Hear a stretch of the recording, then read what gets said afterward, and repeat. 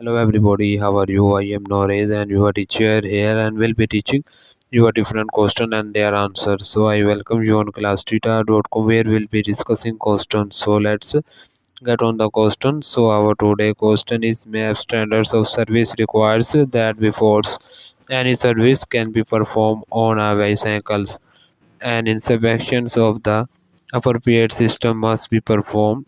The results of the inspections must be explained to customers.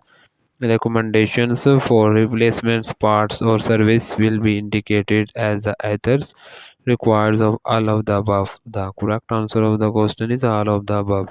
So the answer of the question. If you are searching any other question, please visit www.classteacher.com and find on the search section. If you have any question to ask, there and our sessions on the right side of the website will the from and will be answering. So you can thank you for watching this video.